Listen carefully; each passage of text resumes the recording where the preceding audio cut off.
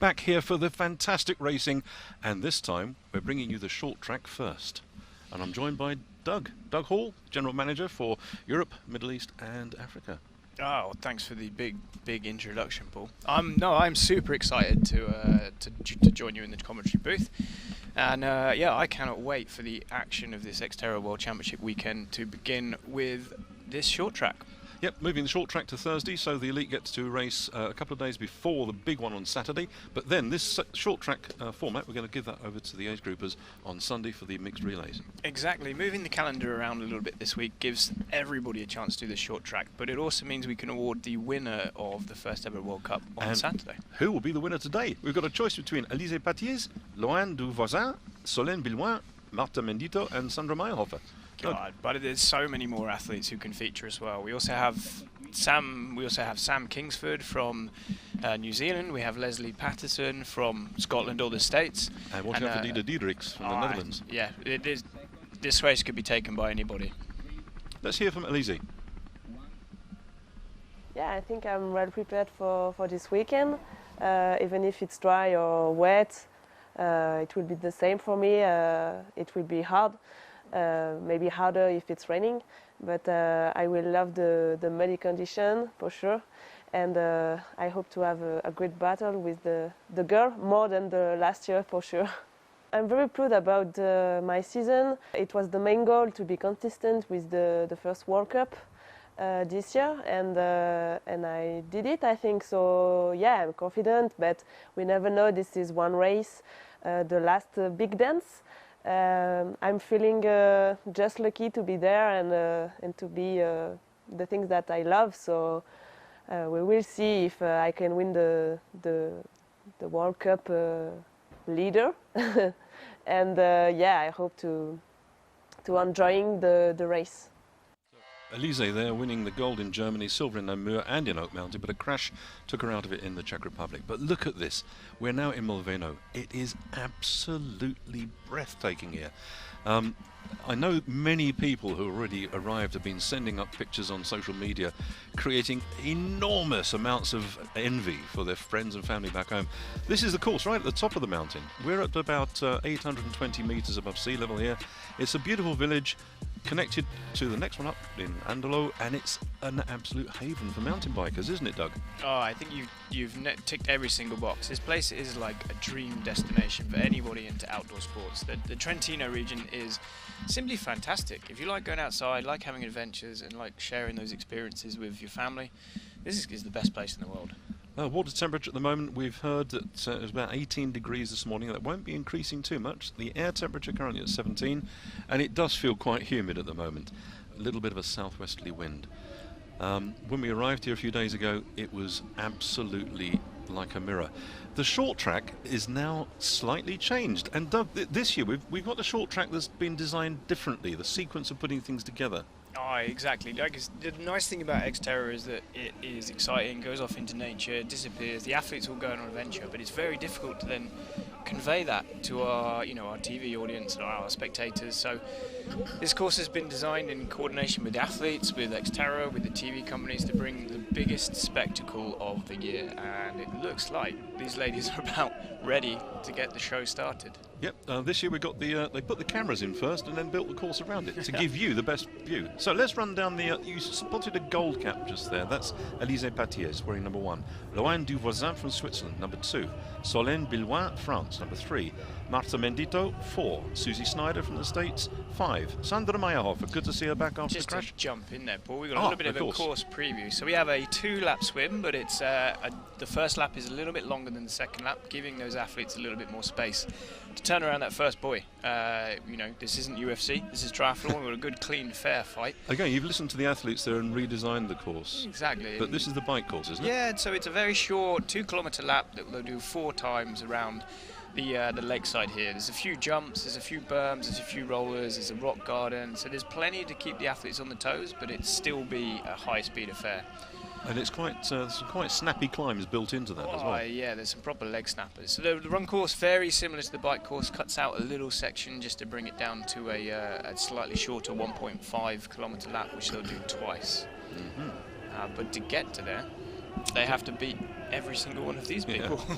So back to that lineup there. Elena Karaskova, Urbanova, number 7, Czech Republic. Sam Kingsford from New Zealand with Lizzie Orchard, also from New Zealand. Karina Vasler, in about her second decade or more of racing. Oh, Karina's been around for ages, so that experience, I think she'll lean on that a little bit today. I know she's not the biggest fan of short track, but you know, it's great to see her trying something new after all this time.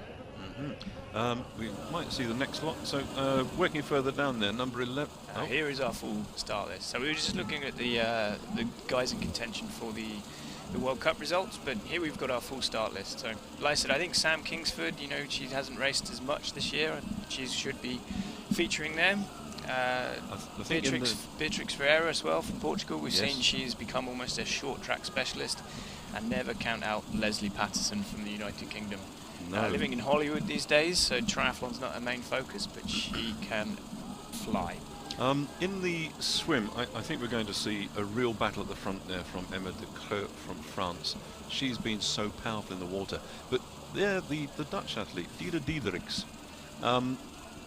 she has tremendous power over the bike and the run. But when she first turned up, at the very first chance of racing short track, she stole the show, didn't she?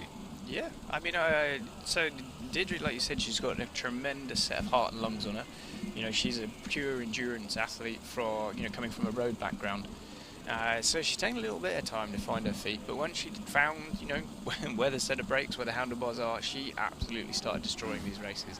And like I said, we haven't seen her race loads this year, but she's here for the World Championships, which you don't turn up to the big party without, you know, the right dress on.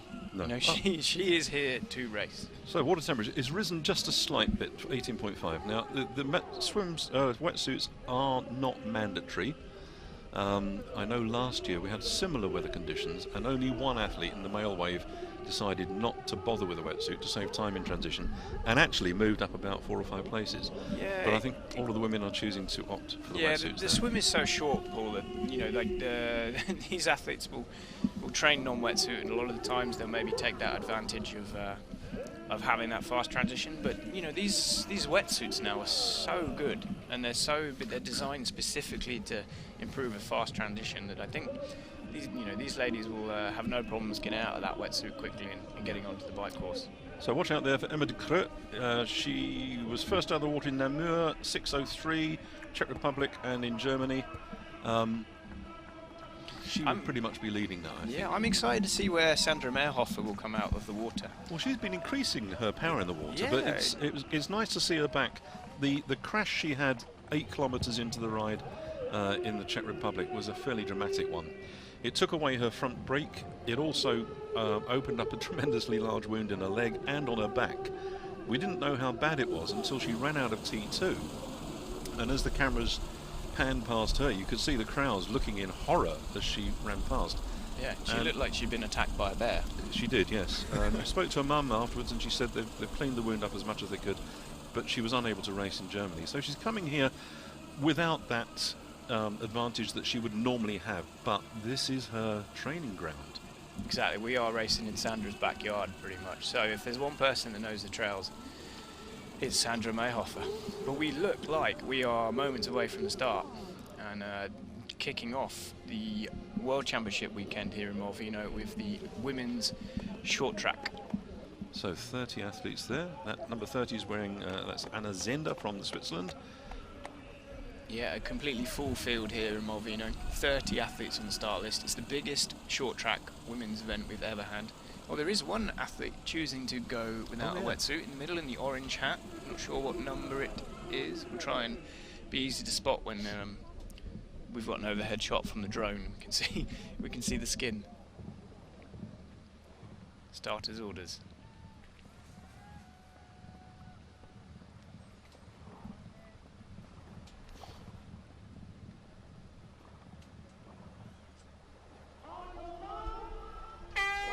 And they're off. So it's an orange cap and it's in the middle.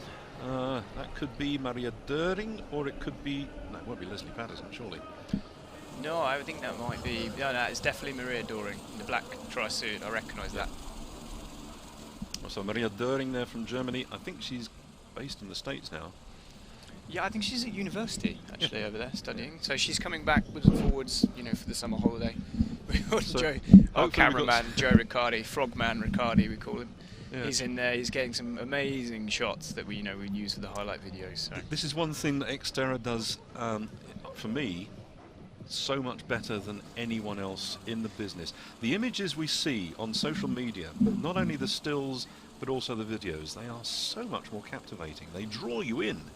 Yeah, we sacrifice our cameramen for the bottom of the lake in Malvino for that shot. It's not really kept up, so I'm hoping we'll get some more images soon. And thanks as well to Zogs, one of our main sponsors, there for providing this great swim course. Here we go, we can start to see some numbers. So as you predicted, Emma Ducroix at the front in the blue hat. Maeve Kennedy, I think it is, behind. That's the Australian. Number 21. She had a pretty impressive performance in Taiwan in the long course. Yeah, Maeve hasn't raced an awful lot this year. Like, being based the other side of the world, it makes it a difficult trip. So I think she's saved her pennies and has flown over to the World Championships where it counts the most. Yeah, but she had a bit of a spill on the bike, and her other half was the man who saved the day by patching her up.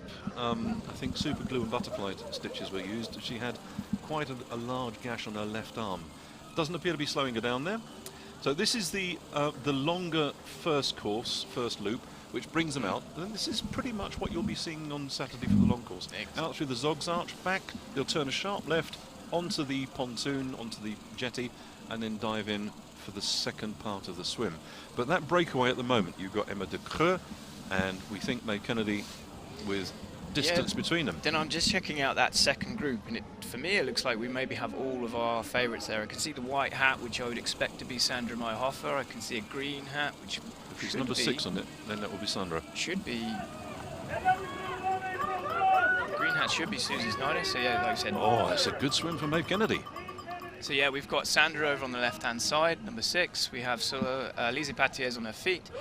The green hat, which is number 30, so one of our wildcard athletes, and a pink hat. Is that Marta there? Luan Dumasson, Solène Poulon. Susie Snyder, I think, just went past the camera. That's Carrie-Anne Upham. Karina Wazel. Oh, we have our full splits here. That makes life easier. Wonderful. So yes, Emma Ducroix coming out first, and then in that top 10, we end up with Solène Poulon, our reigning world champion, Samantha Kingsford in 11th, Carrie-Anne Upham in 12th, Karina Wazel 13th, Susie Snyder 14th. Elizabeth Orchard in 15th, Beatrix Ferreira 16th, 17th is Carol Perot, Ségolène Lebrun in 18th, Solène Marnoni in 9th, Leslie Patterson in 20th place. So everybody is, other than those first two, everybody is in that same bunch. So but with the racing to date, Alizé doesn't really need to race today, does she? But she's racing because tactically, if she gets onto the podium and pushes people down the rankings, it will benefit her overall, won't it? Exactly. I mean, our World Cup, point schedule is it's a bit of a mathematical challenge, but essentially we take our best 4 long distance races or full distance races, our best 3 short tracks, and then whatever they score at the XTERRA World Championships on Saturday. So Alizé is almost a perfect score across the short tracks. I think if she wins today, she only improves her points total by 2. I think. Yeah. So she's really here to kind of defend her lead, to score as many points as possible, take as many points away from other athletes as possible. But also, as soon as these guys get on a start line and there's a whiff of a gold medal or some champagne at the finish line, then you know that they're going to be racing full gas. Points go out of the window, and it's just about pride.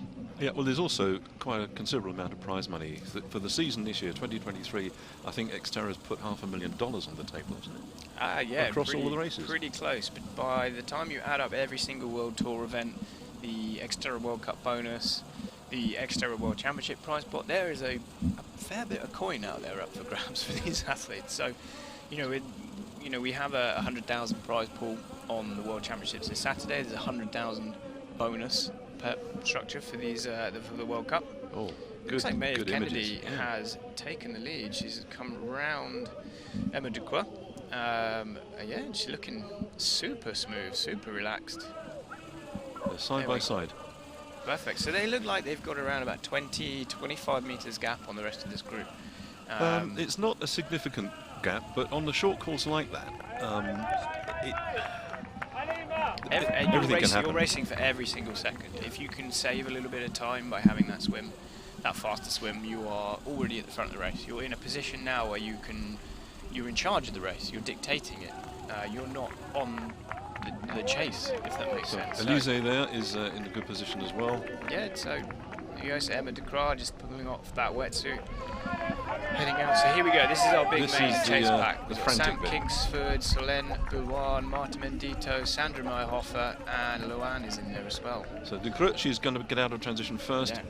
So our big group of World Cup kind of favourites and contenders are all together. So we have these, you know, these not going to call them ringers. They're still very, very capable in their own right, but they are, you know, these two at the front at the moment, but I expect them to get caught very quickly by that big group of favourites. Maeve Kennedy pulling away immediately. Here we are. This so is interesting. We're getting a few little splits here. So Elise Patiez is heading up that chase group, 12 seconds back off the front. Now, Elise on the bike, we've seen her just almost without seeming to put the effort in, her power on the bike and the way that she can see a line is really impressive. But with her, Sandra Meyerhofer, and she'll be coming to the race a little bit more relaxed, a little bit fresher than some of the other athletes, because she's had that enforced break, and that could really play into her advantage. Yeah, Maeve Kennedy just adjusting the shoes there. She'll be coming past our commentary position very soon as they loop around the flatter section. There's some positions along the course here where they can just sort out where they are, and then suddenly they'll turn up onto the higher sections. And you see the left arm there of Maeve Kennedy. Yeah, you can see the arm very guard. well covered. It's not a sweatband. Not at all, no. So they're coming down now, and they'll be going past our commentary position in just a moment.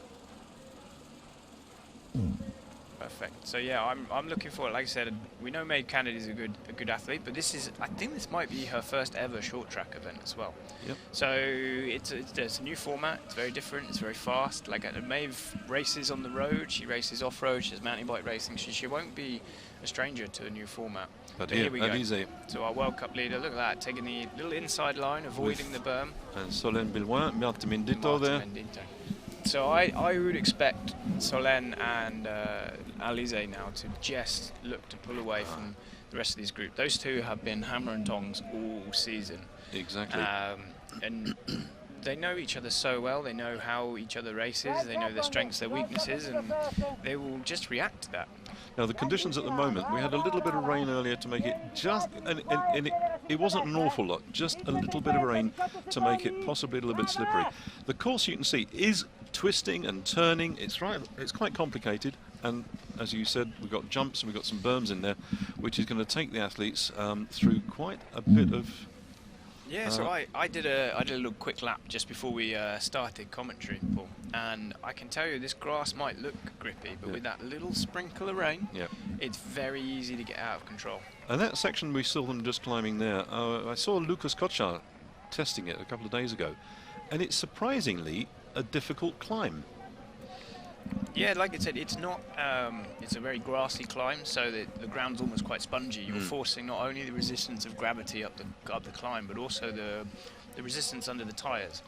So Emma de Croo is still leading this race, but it looks like Solène Boulogne has. Yeah, she's bridged the gap from Elise and up to those front two. So Elise will be keeping her eye on that because she doesn't want to let her get too far ahead. Yeah, it's quite early days into this race as well, and we're on this downhill here where Solène can't make any time now. She's stuck behind Emma and Maeve here. It's just quite an energy sapping course, isn't it? There's no area or part of this course where you can really relax. You're going to be working constantly throughout this. It's disruptive. It's jarring the body with the logs, with the berms. It's a fairly tough test, isn't it? There's a lot of physical distress going on, and the short track is so fast and so furious, and it's very tactical as well. So in the long full distance races, people will ride a little bit more within themselves. They'll be looking at their heart rate. They'll be checking how they're feeling. With this race, there's a saying: you don't stop fighting the bear when you're tired. Yeah. The race is going with you or without you. So there'll be a point where you just need to go. Yeah. We've had the short tracks so far in Namur. In Emma de Croo's pulling away there. No, this is Solène. Solène Boulogne Wow. has put her foot down. The big support team really pushing her on. I know she was really looking forward to this weekend. She's here with a lot of friends, a lot of family, and she will be absolutely absorbing all of that energy to go. So here we go. So Elise doesn't look to have made any ground on that last technical section. And the distance between her and Marta is still pretty much the same. Yeah, so no, we look like we have, like I said, we have our cream rising to the top, should we say. I think Solène is on a mission right now. Dida Diedericks is stuck right on the tail there of, we can see, of Loane Duvoisin. Now, if she's going to use her biking power to pull her through this, then we should have a real battle at the front end for the podium. Exactly. No, we should get some splits. Here we go. So the end of lap 1, we can see Solène has hit the front hard. We've got Maeve Kennedy, Emma de Creux still in that second and third position, but what we're really interested in is Elise Patier, so we got 11 seconds back, Marta Mendito 19. So we saw her riding with Sandra, Luan and Didi Dridrix. So yeah, so it looks like Marta's just slipped off the front a little bit there, but we've got, like I said, our top 10, we all look to be within around that 30 seconds mark. Now, for Solène Billois, she's had a gold in the Czech Republic, silver in Germany, bronze in Namur. In the first race of the year in Oak Mountain, she didn't finish. It's the worst nightmare in your athletic career when you have a mechanical and you're in amazing shape, amazing form, and you cannot do anything about it. Yeah, must have been immensely frustrating. So for her, she's got a medal of each colour. Her points are pretty good. But you've got Elise Patier with the German gold and then silver in Namur and Oak Mountain, but a crash in the Czech Republic. So this could actually, if Solène carries on like this, that could really upset. Yeah, I mean, I had a little look. Again, the maths involved are quite complicated, but I had a little look, and theoretically, mathematically, it is possible for Solène to still feature in this World Cup. She needs a lot of luck on her side, and she needs a lot of athletes to finish in front of, in front of her main contenders and in between her. But like I said, she looks like she's putting that plan into place as quickly as she can. So Elise's now working her way through that group, isn't she? She's now. Yes, it looks like she's got a little held up on the narrow part around there, but there we go. Solène's really powering up this climb.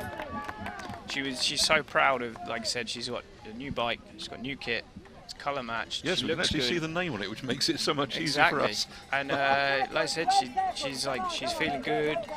You know, she's happy on that new bike, that Orbea Oz. Is making life so much easier for her on the technical part, and she is just flying. She's making easy work with this course right now.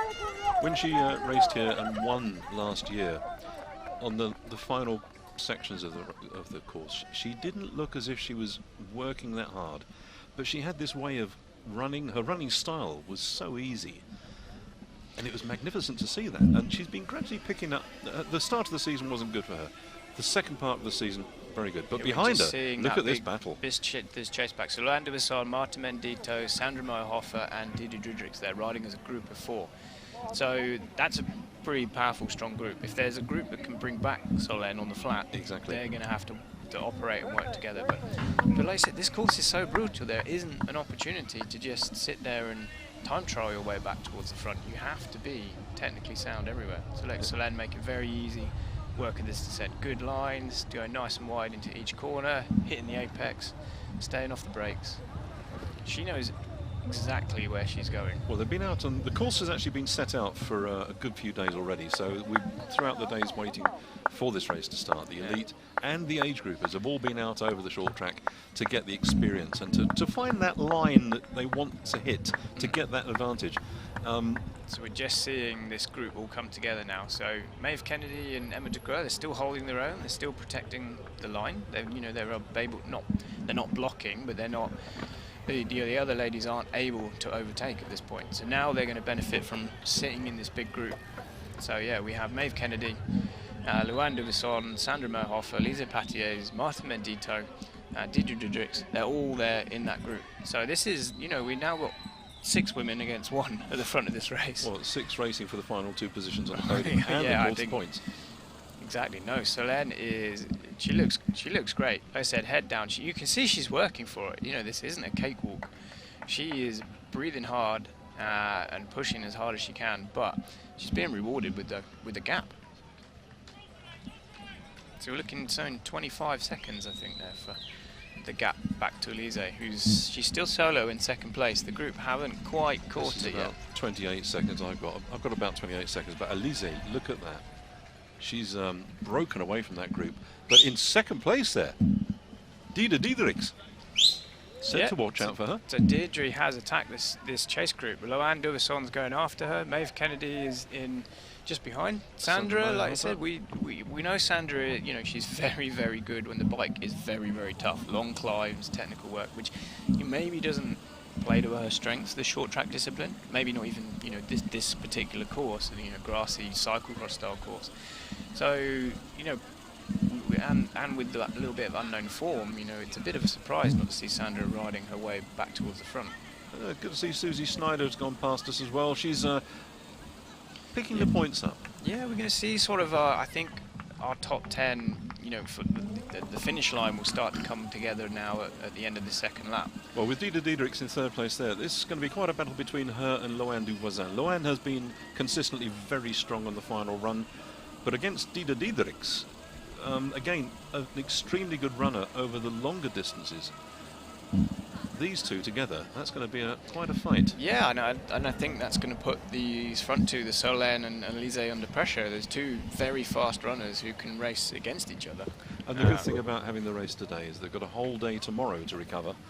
The weather forecast is not looking very good at all for tomorrow. It's going to be predicted to be quite heavy rain, which is nice because they won't be racing. It will then make the course a little bit more challenging in the higher sections. We were expecting quite heavy rain today, but at the moment, and I'm not going to tempt fate, we have something called sunshine. So there we go. Deirdre Diedericks has gone past Elise Patios. So Deirdre is on a mission today. Oh yeah. So yeah, and Loanne has been able to go with her. So you say Loanne has really worked hard to try and hold onto the wheel. So while she's lost Deirdre's wheel, she has made it back up to Elise. So she's had that little bit of separation towards the front of the race. We had the Zog Swim, we've got the Victoria bike course, and you've got such a variety of surfaces here. How on earth would you choose the right set of tyres for this? I'd pick a round pair. That would be mine. I think something with some air in, I think. Yeah. No, again, there is no perfect tyre for any situation. Like, I think these athletes will have ridden in conditions like this before. They'll know those choices of what to put on, what pressure to run them at, whether you run an insert, you know, what tyre carcass you use. You know, these guys are all super pros and pay really, really good attention to their equipment. Oh, glance to the left there. She wants to see where the opposition is. So you glance for one of two reasons. One, because you're confident, or two, because you are scared. I don't think Solène has ever been scared. She's got this quiet confidence about her, hasn't she? Yeah, so I'm just having a little look at, like I said, just wanted to pick out some more athletes at the end of lap 2. Who are sitting in our, you know, the rest of our top 10. So, like you said, we mentioned Emma De Croo has dropped back to 8th place after her early effort. Susie Snyder's sitting in 9th.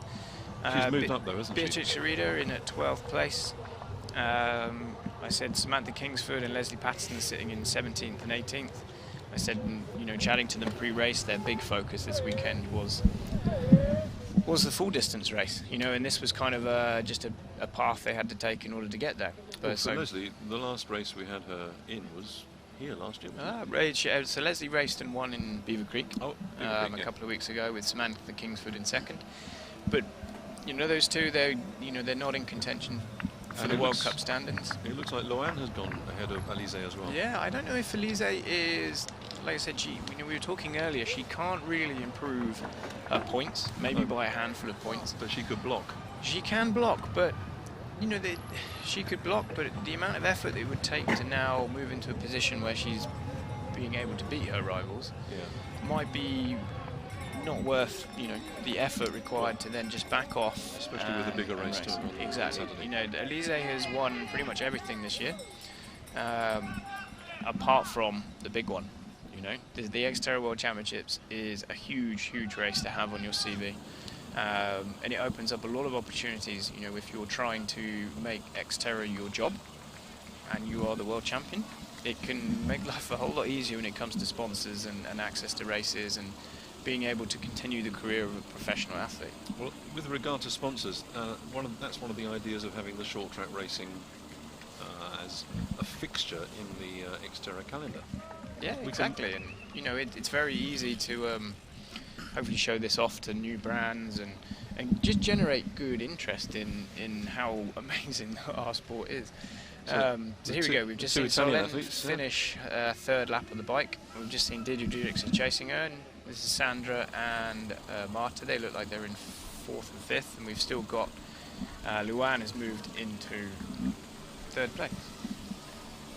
So hopefully the age group athletes will be looking at this and picking out some of the lines they want to race at. We've got an age group mixed relay on Sunday. I'm really looking forward to that because we've got about 20 teams with some interesting names which we might have to be careful how we pronounce. Here we go. So look, Deidre she's lost some time. She's obviously made some time on the rest of that group, but she's still losing time to Solène up front. A 30-second lead at this point in the race.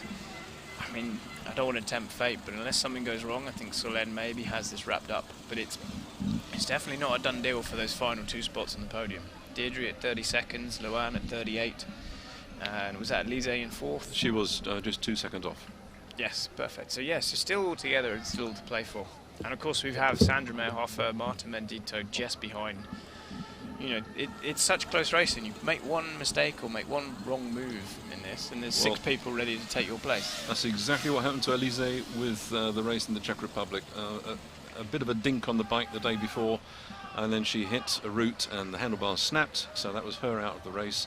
We also saw in the men's race, for example, Ruben Ruzafa, he crashed in Germany. Here we go, so this is Deirdre just checking. Like I said, she is looking great. You know, like I said, she's new to mountain biking, but she's, you know, good cadence, she's moving well on the bike. And she's got the power and she's got the line. Exactly, she's obviously been doing her homework, she's gone away, you know, to understand how to, you know, ride her mountain bike, and it's seriously paying off right now.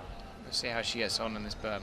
It was interesting that she chose not to race at Ameland. She won the race last year, but this year she's coming here quite fresh. Yeah, you know, her home race, XTERRA Netherlands, was last weekend. It's you know, with the travel and having another race, it's a little bit close, but that's a great race in the Netherlands. If you like the beach, it's a very good place to go. Here we go, Solène. As I said, she's made the jump, making the way around the berm, and then now we've got that climb, that quite see if she does another little sneaky look this time. She sees. No, she is all business right now. She knows that she's got a good lead. She knows that she just needs to ride her own tempo, and I think she can wrap this one up. There we go. There's Lewis Williams at the top of the hill, Mr. After Party. He's known. Oh right. He's already started partying by the looks of it. The opening ceremony is this evening, isn't it? And when we walked into this last year, I thought we'd gone to the wrong venue because it looks so incredibly smart.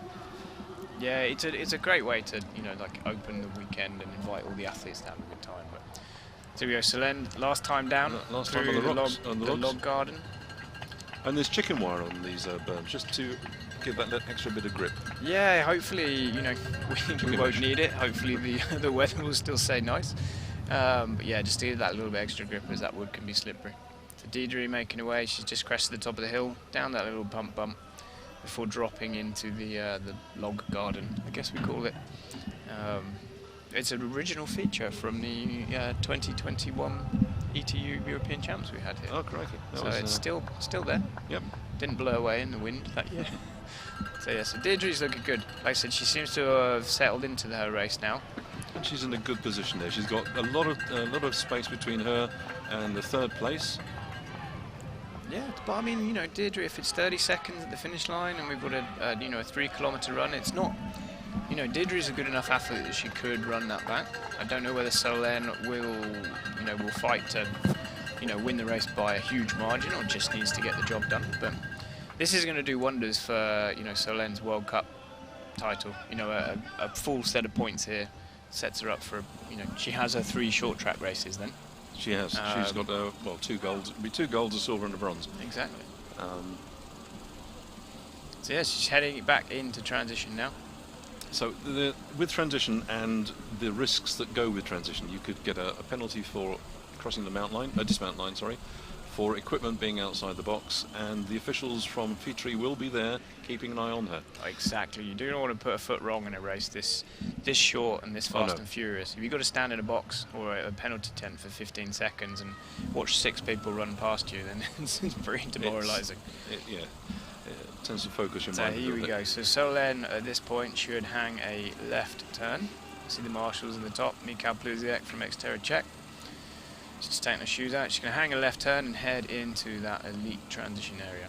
So I think she has I think she's maybe even extended that lead on this last lap of the bike. We'll get an update when she goes over the timing mat, because the organisers have got timing mats all over the place. Pretty much everywhere. There's a timing mat outside my hotel this morning. Right. And we're also hardwired into the timing thing. Rather than it being sent on through the ether, we have a hard wire in, so we should be getting fairly accurate readings.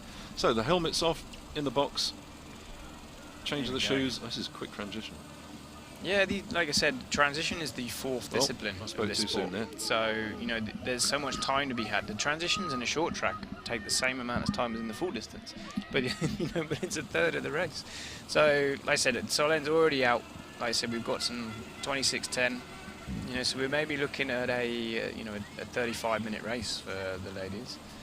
So yeah, we're just waiting for that time split. So Deirdre, we look like we're coming into transition 2nd. We're looking at Luan in 3rd. So those two hook up on the run. We could be in for, a good battle. So I think Dida Diedrichs is going to be quite happily in 2nd place.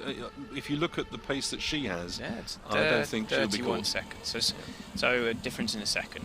Nothing on that last lap of the run. So 30 seconds over 3K is not a small amount of time. I would expect to see that reduced by about 10 seconds at least. But Deirdre's going to have to go very fast, and Solène's going to have to really back off, I think. Yeah. So Alizé Patiez is now in 4th place. She's got some work to do if she wants to try and get onto the podium. 6 seconds behind Loane Duvoisin. Well, Loane, over the past season, we've seen, now that she's finished her studies, she's had a lot more time to focus on racing, and Loane Duvoisin has consistently been posting very fast times on the run. So I don't expect to see Alizé catch her. Well, you never know in short track. You never know how these guys are preparing. Like I said, when you race the short track the day before, you end up with a very different strategy than racing the day afterwards.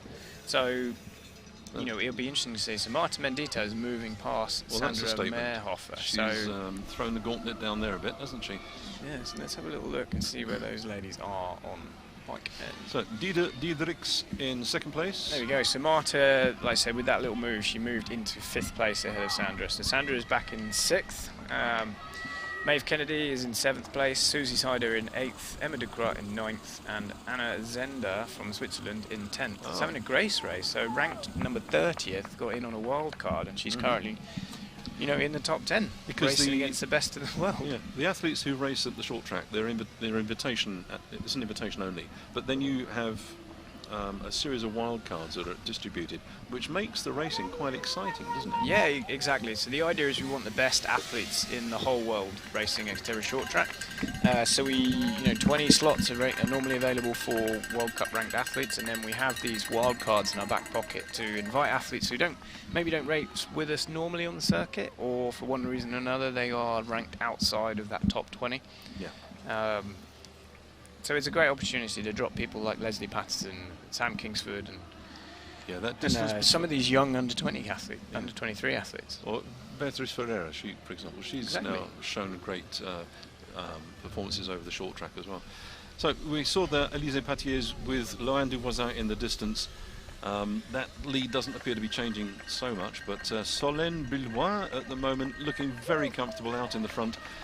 On the same, as you can see, it's the same course. You just see Nico Lebrun there. Yeah, so they will make a little right turn, go down the steep bank, and just miss out that sprint garden section at the far end. So it chops off around about 500 meters of running.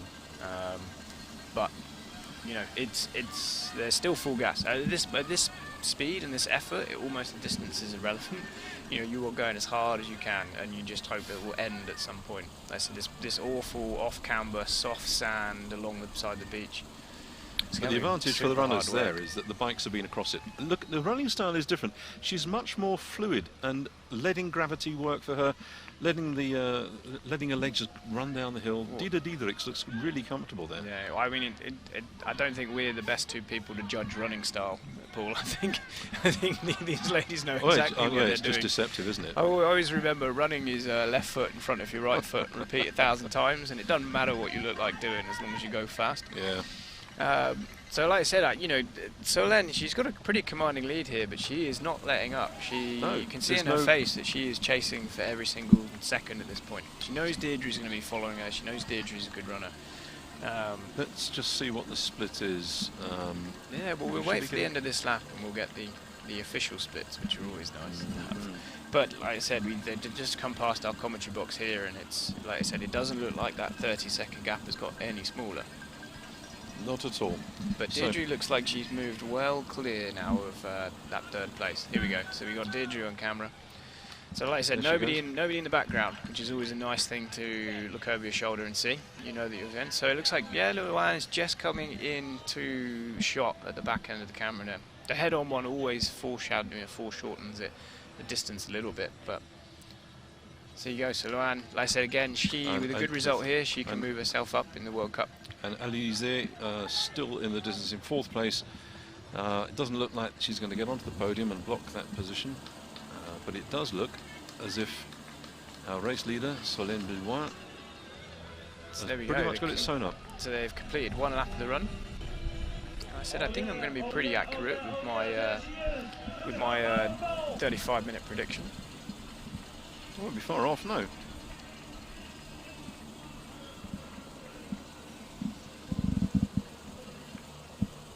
And it's nicer this year to see quite a few more people out supporting.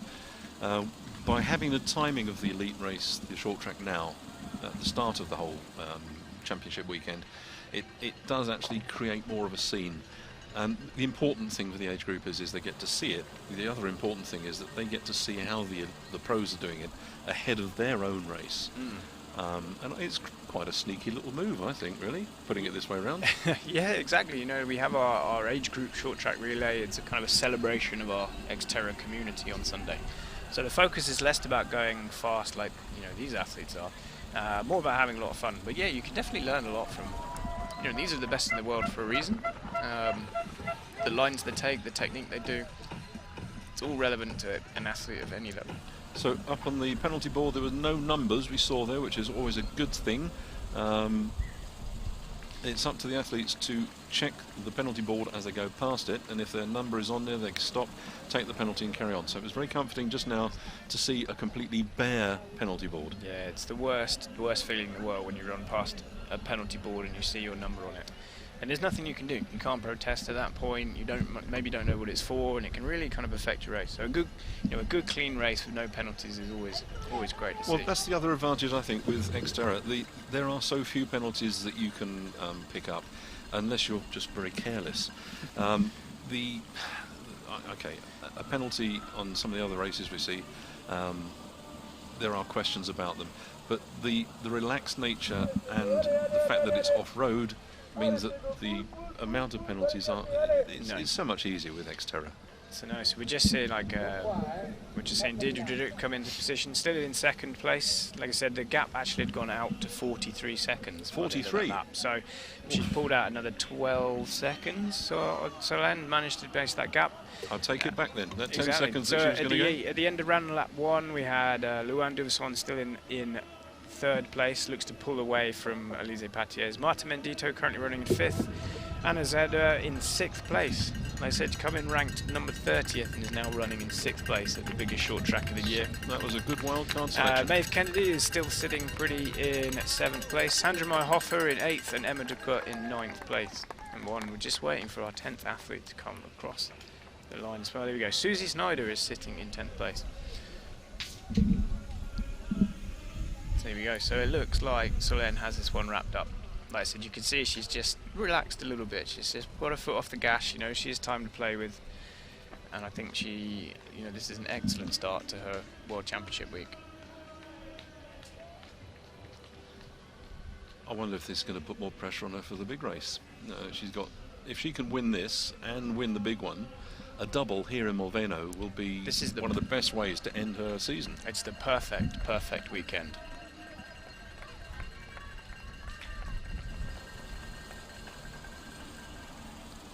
think so. I imagine, Paul. What's obviously everyone loves winning a race, but I imagine we're going to go straight to business as soon as you cross the finish line. Like I said, done speaking to us on the television, done with the champagne podium, and you are straight into preparation for the full distance on Saturday. And it's not simply a question of turning up. To get to this level of fitness, we're just grabbing a party hat from the side of the road. So yeah, I think this answers our question. Solène is happy to have won this race. And we don't regard that as outside assistance. We don't regard it as brand. This is just a wonderful hat. Yeah, I think this has been quite cool to see the hat at the finish line. Well, if we have Chun wearing his duck socks, we can have Solène wearing the fat party hat. So I think that's going to be a good picture for the media team. Yeah, I think she's grabbed it quite early though. She's got to run almost half a lap with the thing. So Loan has now got that downhill section between her and the race leader. We've got Diedericks from the Netherlands. The hat is on, the arms are raised. Yep, that's a photo opportunity. So there you go. So she's having a lot of fun now. This is a really good performance from her. She must be, and glance over the shoulder there. She knows exactly where she is. She knows exactly how far ahead she is. She's done the work. She's put the effort in, and here she goes all the way down to the finish now. Here we go. So we can just see Deirdre's just coming past our commentary box now. So she, like I said, nothing she can do about the win now. All she can do is go into cruise control. She's got a nice big lead over third place. So here we go. So Solène, last couple of turns before heading down that finish straight. With the hat on. It's there. Nice. So, like I said, Solène Boulan of France, currently third in the World Cup rankings, are defending and currently reigning until Saturday, XTERRA World Champion. Good. And I think this means she means business this weekend. Good. That start of the season certainly wasn't what she wanted, but this is it's all coming together for her now. So it'll be a bit of a left turn for her now. She goes. There you go. The party hat is on. And she's definitely getting the party started this week. Look at that! My goodness. Yeah, that is a. Yes, Emil there to the left. That's a big kiss for him. Yeah, well, I think that was a good luck to Jens kiss, maybe rather than a celebration kiss. She looks like she needed no help whatsoever. So Solène Boulan wins the 2023 XTERRA World Cup short track here in Malvino, and she looks plenty pleased with herself. I look forward to the interview afterwards. Normally, Doug, you'd be down at the finish line doing the interviewing, and we'd have Nicole sat here with me, but unfortunately she's in charge of kitchens at the moment and puppies. So exactly. So there's probably somebody better at that job than me down in the finish line today. I'm just a substitute. So here we go. So Diedericks coming down the finish line. A really good, strong, solid second place for the Dutch athlete. She turns up. This is her second short track. She's got a gold. She's got a silver. There we go. Smile comes across the face. Ah, amazing. She's very happy with that second place. Feels like almost I'm not going to say a breakthrough race, but the short track's a weird race to try and unlock and try and get onto the podium. It is, because you're trying to translate explosive power, or you're trying to translate your stamina over the longer distance to then explode over these incredibly short distances. Loan Duvoisin taking the third place here. Yeah, so, and she's obviously pleased. She's a great short track racer. She's had a lot of fun out there, I think. So she's got to be pleased with her third place.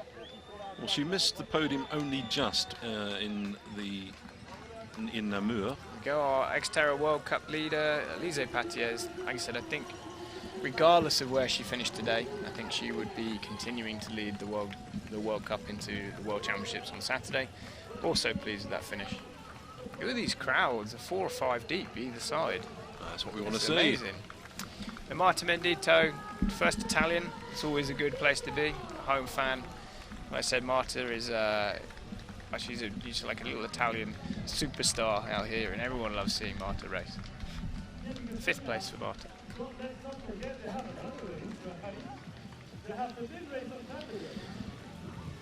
There we go. Zinda. Exactly. So this is, this is almost perhaps the performance of the day. We expect the other athletes to do well. Well, she was given number 30. There she was. Yeah, the last-minute entry. Literally the last possible, lowest ranked athlete in the race, and then you finish with 6th place. Yeah. I think this could be one to watch in the future. Maeve Kennedy making her way down with Sandra Meyerhofer just that little bit behind her. Yeah, an amazing race for Maeve. Like I said, first ever short track. She looks like she had a lot of fun. It could be a proper baptism of fire when you jump in for the first one. Like I said, Sandra coming across the line. This is her first race since that crash, and it's good to see her back. Hopefully she's all of the stitches. Oh, you can see just a trace there on her right shoulder of the scar tissue. It was pretty awful what we saw in the Czech Republic. But she looks, here we go, Leslie Patterson running away into 9th position with Beatrice Ferreira in 10th. So those two athletes have made up some serious ground in this last part of the run. It's funny, with Leslie Patterson, the story she tells about getting the funding together for the film, All Quiet on the Western Front, relates so specifically to XTERRA. It's wonderful. Karina Vassler there from Austria, with our early swim leader Emma de Creux from France just behind her. Exactly. Look how close it is. There's there's dozens of athletes all on this finish line or around this finish line. It's so close. We have there one of our race legends. That's Elena Karaskova-Erbanova. I think she won the Czech race 5 times on the trot. Segolene Lebron just following in, and then American Susie Snyder coming in. Great job, Susie. Here we go, just checking out some highlights. Are these hats available at the XTERRA Village? She's probably selling them for €5 a pop now, I think. So Deirdre coming across the line, we're very happy with that 2nd place. Big high five from Chun. She's got to be happy with that. And Luan rounding out that top 3. So setting herself up for another great weekend. Yeah, the prize money for the short track today, is it the same as the prize money all the way through the year? 900 for the winner, 700 for the second. So here we are, confirmation, Solène Bruon in that amazing looking new kit she's had printed specifically for this weekend. Like I said, and an amazing race. Like I said, one way to make a statement that you're here and you're ready to win the World Championships for a 2nd time. So that's your timing. Not quite 35 minutes, a little bit more, but that was enjoying the moment. Perfect. Okay, so there you go. That's our top 10 athletes, and this is, of course, going to affect the overall rankings as they go into the race on Saturday. Exactly. I believe we'll see an updated leaderboard before we go off air, Paul. So we can speculate all we like. But there we go. So you're okay. We've got some interviews down at the finish line. I think Loan is coming up first. Loan, you have had a very intense season. Can you tell us about this final short track race? Yes, it was really tough, but really fun, like always. I think it was really a different one because it was really flat and with some small but really small uphill. But yes, I'm really happy to be consistent during all the short track. So yes, happy with my 3rd place. You must be looking forward to Saturday then. Are you going to be able to take this race and use it to give yourself momentum on Saturday? Yes, I hope. It was planned to use today like intervals for the main race for Saturday, so I hope to have some good legs. And today it was not I didn't have some really good legs, so I hope it will be good for Saturday. Can you give this in your native language? Just tell us how the race went and how you're excited for Saturday. Of course, it's a world champ. Ah, ok, sorry. Oui, je me réjouis beaucoup de samedi, c'est les championnats du monde, donc j'espère avoir de bonnes jambes et puis pouvoir me battre pour un podium. Thank you very much. Good luck on Saturday. Thank you. That was a wonderful little comment at the end. Looking forward to Saturday and having a really good race at the World Championships and hopefully getting onto the podium. You don't say that unless you're confident. We think we're going to see a top 5 at least, I think. Yeah, I'm excited for Luan to, like I said, she's been so consistent, but like I said, she's won the European Championships this year, and the next step is the World Championships. So well, she's certainly, her focus on racing has been much more successful this year now that she's finished with her studies. Some aerial shots there of Molveno. It is a cyclist's paradise here. Hotels are all bike friendly. There are mechanics all over the place. Dr. Nick Farnell, one of the British athletes here, he's in the 60 plus category. His bike got... Okay. I'll come back to the story about Nick in just a minute, but we're going to go to our second interview down on the finish line. Yeah, with Deirdre. Okay, we have second place, Deirdre. This is quite a shocker to, I think, a lot of people. How did the race go for you today? Yeah, I was surprised as well. It went very well, actually. From the start until the finish, I could catch up with the swim, and I had a good bike and a good bike course, and yeah, in the end I could still run. I thought I had like very, how do you say that? My legs were very hurting, but yeah, it was okay in the end. So you had quite a big lead on third place as well. Did you ever look back and think she was going to catch you? Yeah, I always keep in mind that people can catch me, so you know, I will try to run until the end. So, yeah. Are you excited for Saturday's race? Do you think you have enough left in the tank? I think so. In the end, I'm more of a long distance athlete, so yeah, I guess my endurance is high up until now. So yeah, I think so. All right, we'll see you Saturday. Congratulations. Thank you. Yeah, so Nick Farnell, his bike got dinked in transit, and he was looking at hiring an alternative bike. Travelled around the various shops, and one of the owners said, "Oh, I've got just the bearing you need for your bike." So it's an incredibly positive place to come. Yeah, the bike shops are a magic place here. If you need a part, they generally have it. It'll be in a pile in the floor, using the Italian filing system, of course. but no, like I said, this place is an absolute mecca for anybody doing any outdoor sport. And the cable car, they take the bikes up in the cable car, and then there's a second section with a chairlift, and the bike sits on the chairlift, and from the top right up there, about 1,500 meters, there is a whole selection of trails you can come down on the bikes. It's really amazing. In fact, we've seen a lot of athletes using the chairlift to practice the downhill for Saturday's race. So they've been, you know, now I'm not saying they're taking the easy way up, but it's a very, very easy way up. But it's great. You know, they're paying close attention to line choice, to how difficult that last descent is. But it is quite a challenge, isn't it? Yeah, I mean, it's an XTERRA World Championships. Exactly. These are the best athletes in our sport. We need to give them a course that honours their ability and skill. It's not just the pros we're talking about. If you're an age group athlete and you want to race at the World Championships XTERRA, you don't get there by being 20th or 30th in the roll down. No, you get there because you've been on the podium or because you're within a certain percentage of the winning time. Exactly. The best athletes at all of our World Tour races all around the country.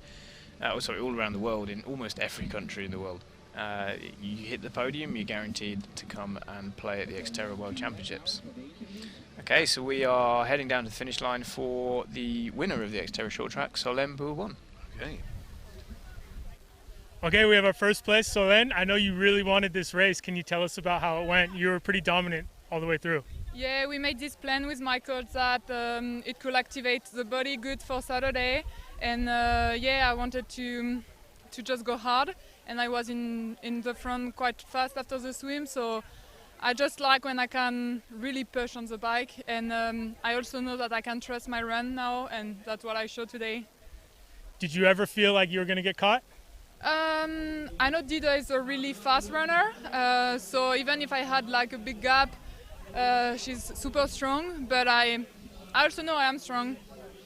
Okay. How about Saturday? I know you're dying to get that win. Do you have enough left in the tank? If I what? Do you have enough left in the tank? I think so. Now it's all about recovery and not being cold, so eating a lot of food. And I mean, being world champ last year just gave me a lot, and I'm very, just thankful about everyone that's follow me and support me this year. So now it's not like I'm stressed about the race because I enjoyed so much this year, so I just want to have a last strong race. Okay, last question you can answer in French. Just tell us in French how the race went and how you're looking forward to Saturday, and just every bit of the short track. Okay. Je me sentais vraiment en forme aujourd'hui. C'était dur comme tous les short tracks, c'est toujours très très intense, mais de gagner avec ce gap, ça m'a permis de vraiment profiter. Et voilà, maintenant, il faut juste que je récupère bien pour ce week-end et ça devrait le faire, je devrais bien m'amuser. Excellent. Thank you. Thank you.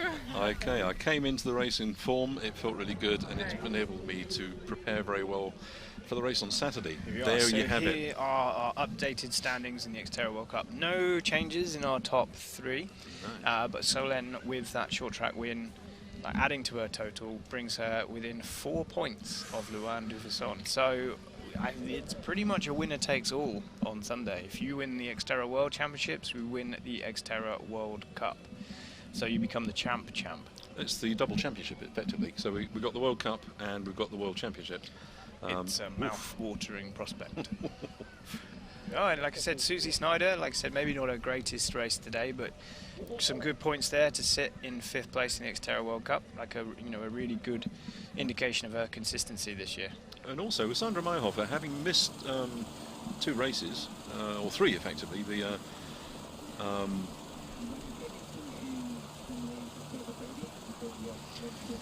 okay. I think we're going to be very quickly, hopefully we're going to get onto the podium to see the presentation, but the men's race is knocking at the door. So if it's possible, we're going to go down and show you the presentation of the podium. But if that doesn't happen, we'll be feeding straight into the men's race, which is going to be as intense, as exciting, if not more so, because we've got some real talent there.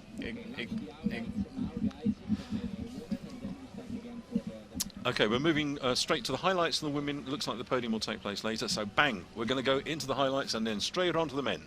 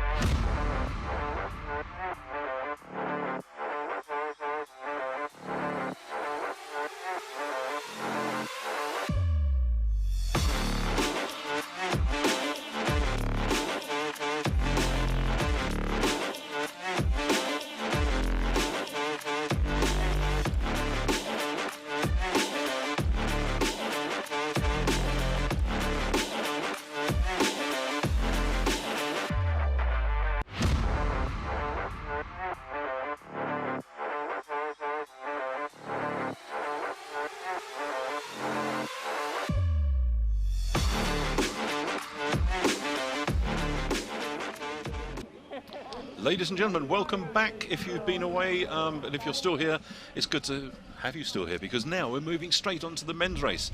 We had a truly exciting female race in the short track, and now it's the chance for the men. Doug Hall is with me. Doug is the general manager for Europe, Middle East and Africa, and that was a tremendous race, wasn't it, Doug? Yeah, crazy. The women set the bar so high, and these guys have a lot to live up to now. Arthur Serrières sitting as World Cup leader and ranked #1.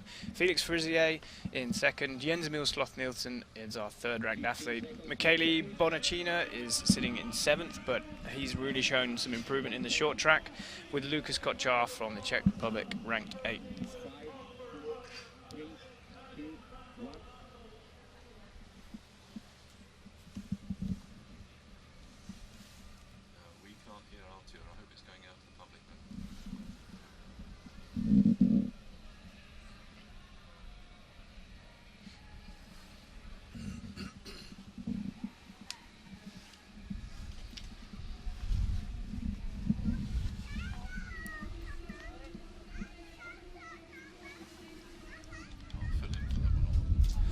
So good to hear there from Arthur, and that overhead shot there, this is the area where the athletes are going to be brought in and presented to you. We've got a tremendous start list. We're going to show you the start list very soon. We've got a full lineup of 30 athletes, as we did for the men, as we did for the women, sorry. At the front end of the women's race, we had those two athletes, Emma de Creux and Maeve Kennedy. But with the men's race, we expect to see a far larger group at the front end. And amongst those swimmers, I certainly expect to see Jens Roth, Michele Bonacina, probably Kellen Norland from the States. Arthur Serrier won't be far off that. Scott Anderson sometimes gets into that leading group. You've got Jules Dumas and Sullivan Middoff.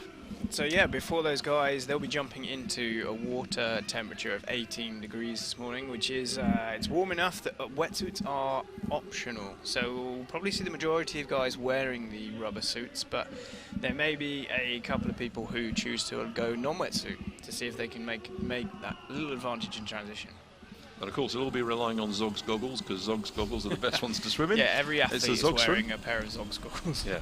No, I think we'll see a very good swim battle here between Jens Roth and Michele Bonacini. They both know that they are maybe not going to feature on the podium at the end of the race, so they'll be keen to, I guess, perform well in both, you know, what is perceived their signature discipline. But you've got Kellen Norland from the States, young athlete, doesn't seem to know where the pain barrier lives, but he's pretty much knocking on that door. He's got the two in front of him.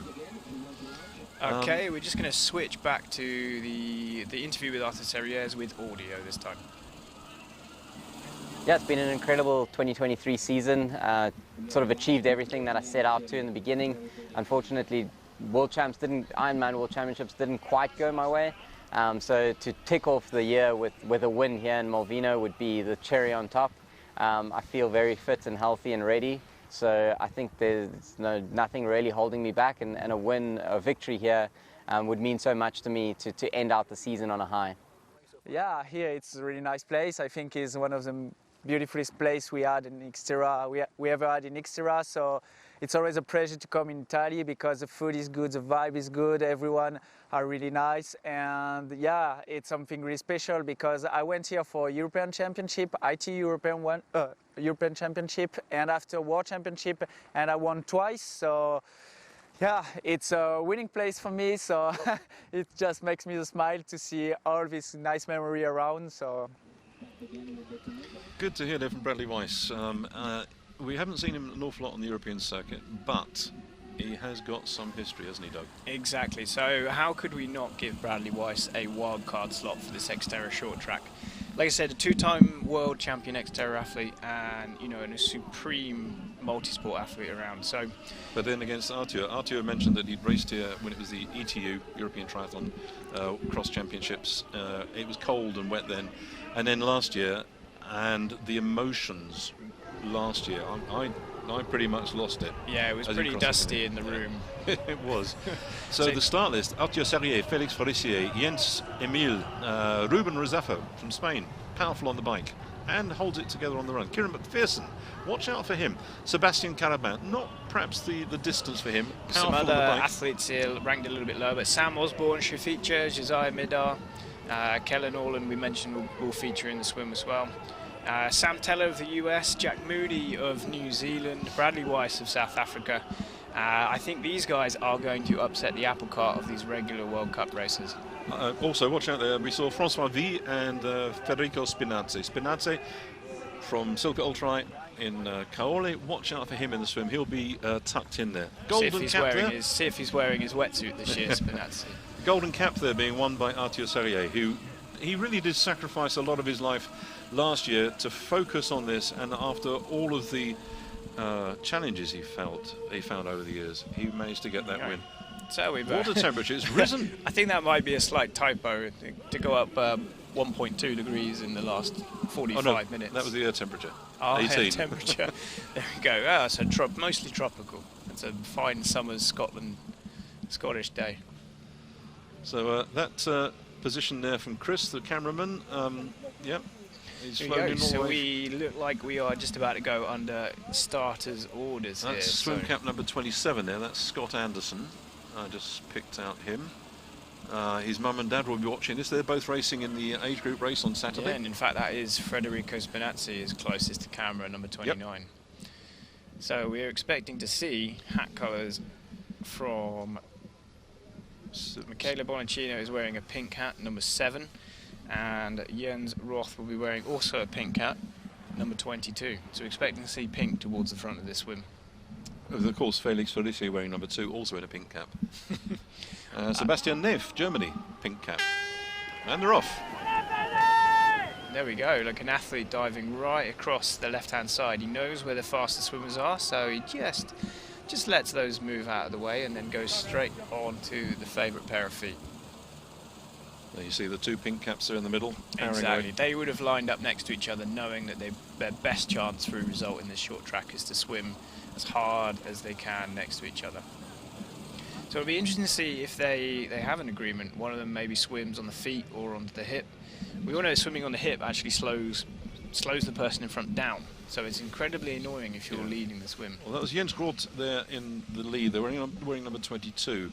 Yeah, it looks like a fairly clean start. Nobody getting too many elbows or punches to the face in there.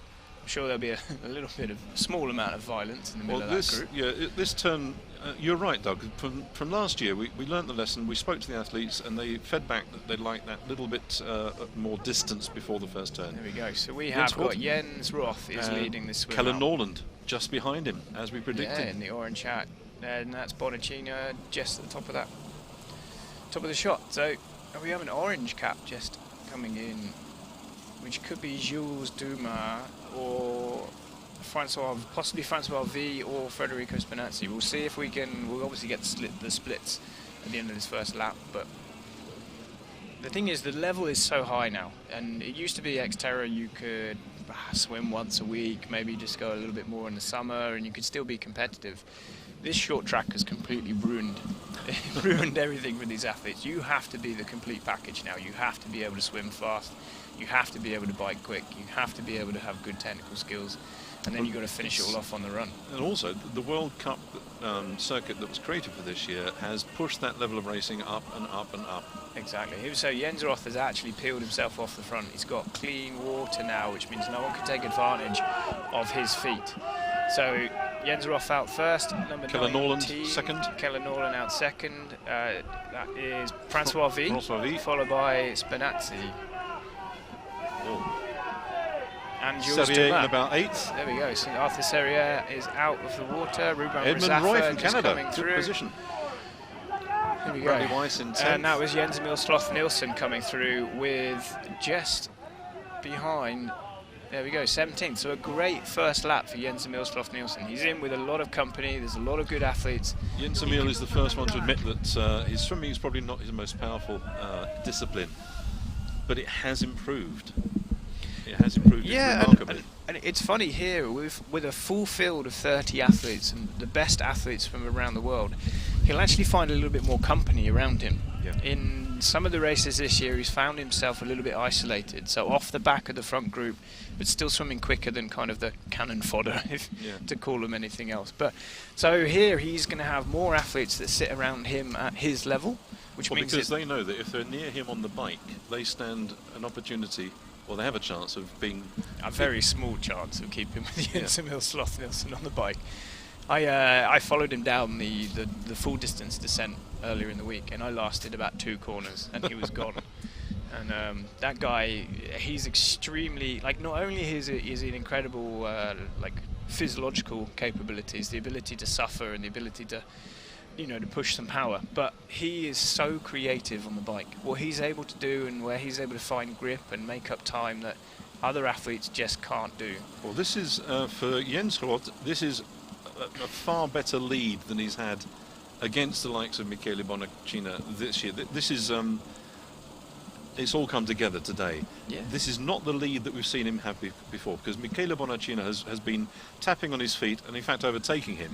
So we do see a tremendous swim there so I from, mean, I know Jens Jens, like I said, Jens was super excited for this short track. Immediately after Germany, he was sending me emails and messages asking what he needs to do to get a wild card to come and race in this sport.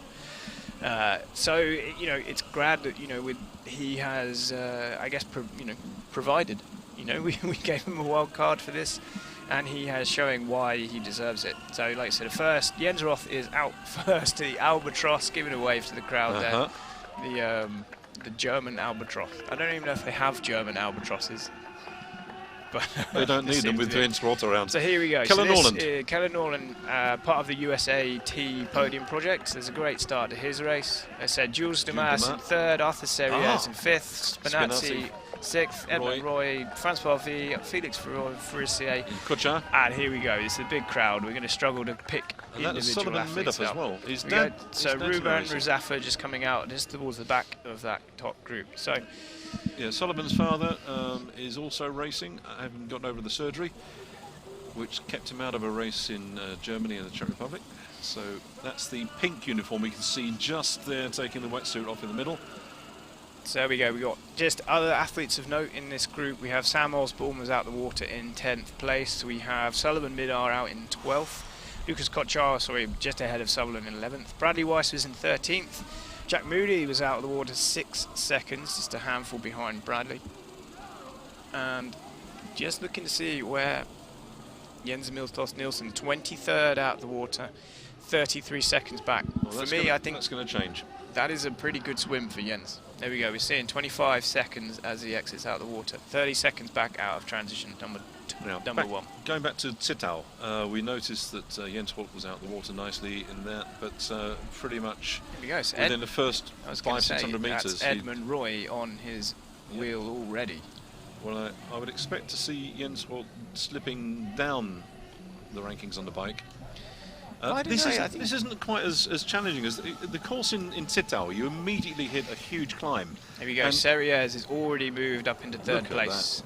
Like I said, that leader's bib plate gives you the ultimate little bit of... But for Arthur Serrières, gold in Oak Mountain, Czech Republic and Germany. He's got 3 golds.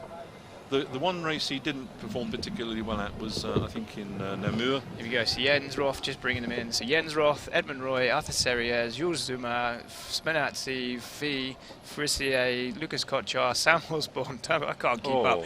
No. Everybody who deserves to be in this race is in this front group. We have... And that's Scott Anderson. Anderson. He'll get back onto that group. Like I said, it's a little skinny and a little through there. So here we go. This big punchy climb. This is going to sort out the men from the boys. This will see a And look at Arthur Serrières. Oh my word! Taking that inside line. Here we go. And if anyone makes even the slight, you see Felix is having to react now. He's having to go around the outside. Yeah. He knows who's the dangerous guy in this race. So here we go. I told you this would make a little bit of a split in the front of this race. So we now have 6 guys looking like they're just going to peel themselves off the front. But Arthur is creating, with every move it seems, he's creating a little bit more of a gap. With Roy from Canada just tucking in there. Well, no, actually... Yeah, exactly. If you are at the front, you can dictate the pace. You have the ultimate choice of lines. You're not relying on somebody staying out your way. Just seeing Jens Emil Toft Nielsen just head over that jump in the opposite direction. So yeah, we're going to replay that attack from Arthur Serrières. Look at that. So not getting to the top and getting off the gas. He's applying the same amount of pressure as he carries on down through that grassy field.